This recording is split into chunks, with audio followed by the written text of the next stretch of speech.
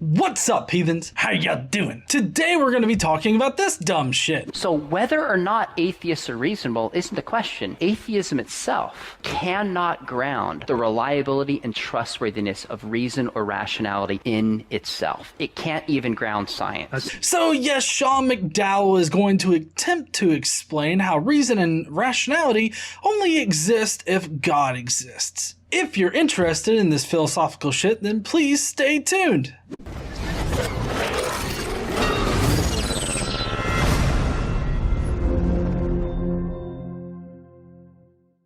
One of the problems with atheism being reasonable is there was a movement recently by some atheists to switch the name of atheism to brights. Think about that. Like the gay movement switched the name to gay, gay meant happy, so let's change atheism to bright, meaning those who aren't atheists are dim and not bright. Well, I also agree that using the word brights for atheists is a dumb idea. I don't think that religious people are dim or less intelligent than I am. That kind of pretentious attitude only seeks to stifle the productive conversation that could be had. The problem is not whether atheists are reasonable or not. The problem or challenge is atheism itself cannot give us an account that justifies reason itself. Well, I would say that it's not atheism's job to justify anything. Atheism is simply not believing in a god or gods. That's all it is. What I think you mean is that without God, you can't justify reason. But we can most definitely justify reason without a god.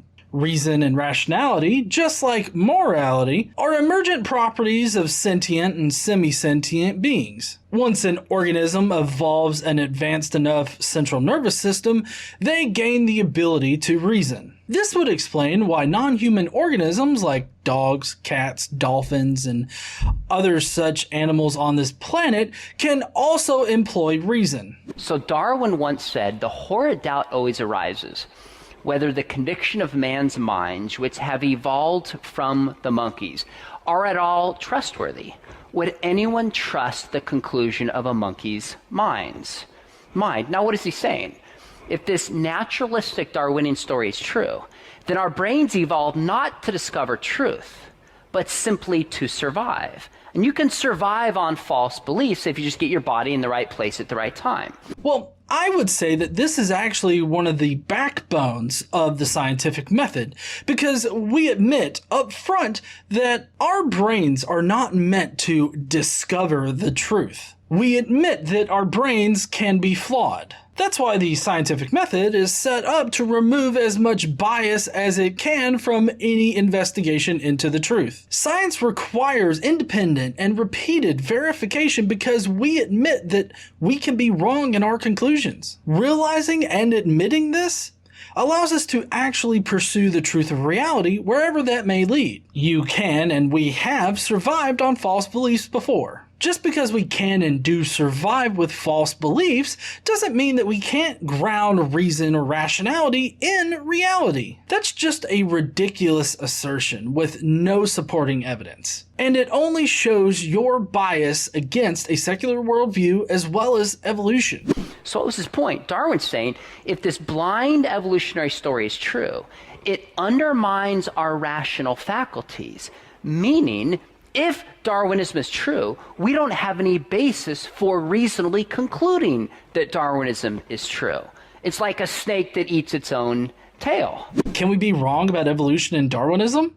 Sure, and we have been multiple times in the past since Darwin's day. Just because we admit that we can be wrong about things and that we don't have the absolute truth of everything right now doesn't mean that we can't reasonably conclude what is true. You can reasonably conclude that something is true and be wrong about that conclusion. If it's not true, then we have ways of exposing that. The truth will always stand up to scrutiny, which is something that your God, whichever definition you happen to have, simply cannot do. You're creating a straw man to make it seem like it's circular reasoning, but the only way that you can make it sound like it's circular reasoning is by misrepresenting the position in general. So, ironically, if atheism is true, It undermines any confidence we can have in our reasoning faculties because they're a result of a blind, purposeless, immaterial process.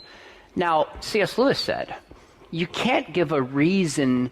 C.S. Lewis said, if you're trying to defend the validity of reason itself, you can't give reasons to support your case because that assumes reason is valid.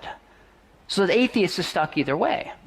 We should question our reasoning as well as the reasoning of others. You also make it sound like unless everybody comes to the same conclusion on something, then we can't be confident in our conclusions in general. Just because opinions exist doesn't mean that we can't come to reasonable conclusions. If something doesn't comport with reality, then there are ways of showing that it doesn't. There are consequences for beliefs that don't comport with reality. Sometimes it can be very dangerous and harmful, not only to you, but to others as well. You also claim that if you're trying to validate reason, then you can't use reasons in order to validate the reason. This shows that you're playing an equivocation game with the word reason, because the ability to reason and having reasons are two different things.